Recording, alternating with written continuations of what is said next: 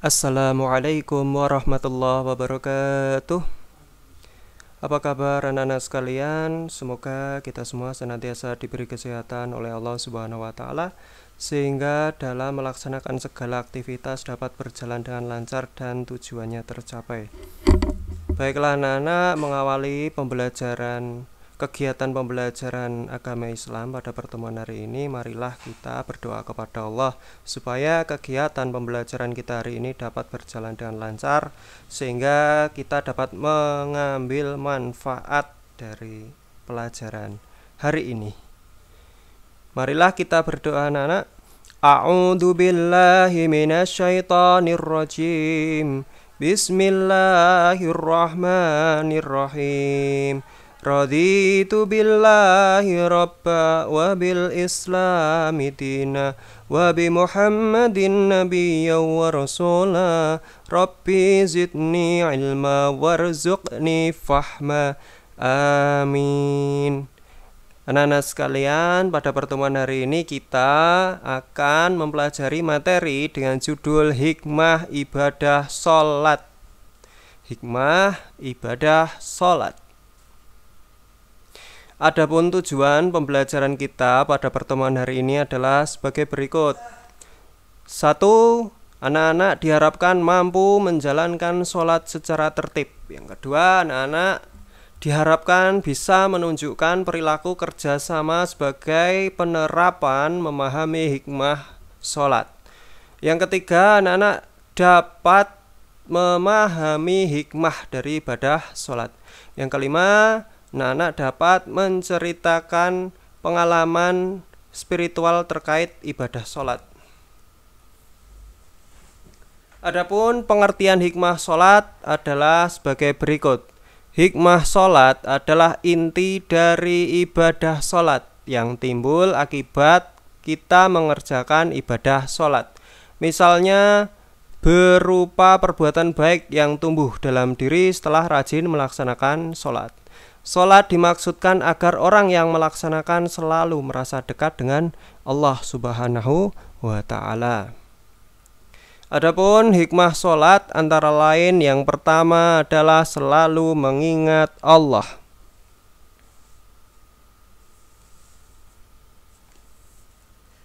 Rajin melaksanakan sholat, banyak mengingat Allah atau dzikrullah seperti dalam penjelasan Al-Quran surat Toha ayat 14 yang artinya sesungguhnya aku ini adalah Allah, tidak ada Tuhan yang berhak disembah selain aku, maka sembahlah aku dan dirikanlah sholat untuk mengingat aku. Itulah firman Allah dari Quran surat Toha ayat 14 yang pesan yang tersirat dari ayat tersebut adalah sholat ditegakkan untuk mengingat Allah. Yang kedua yaitu mendekatkan diri kepada Allah.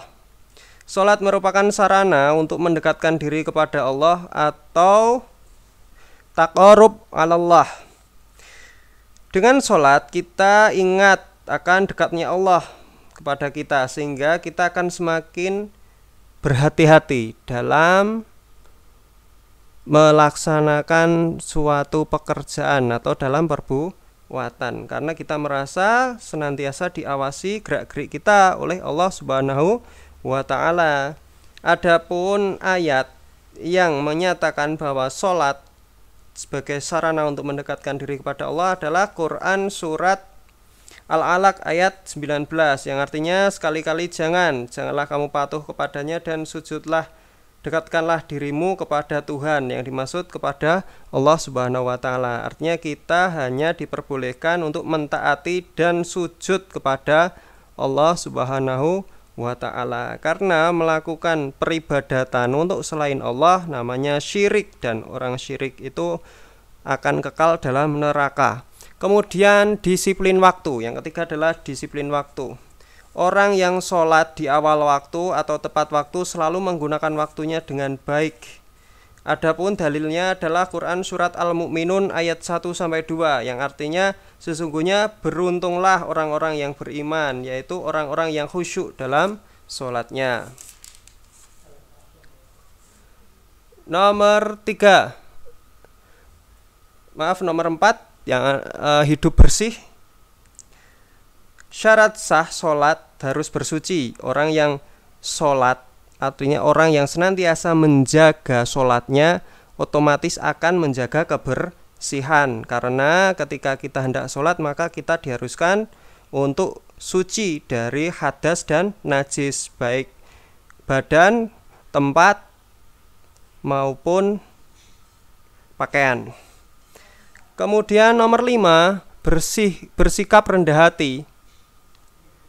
Dalam sholat, setiap orang sama derajatnya di hadapan Allah. Maka orang yang sholat hendaknya rendah hati, karena hakikat sholat adalah merendahkan diri kita di hadapan Allah. Apabila orang sholat kok sombong, berarti dia belum bisa memahami atau belum bisa menghayati arti dari sholat.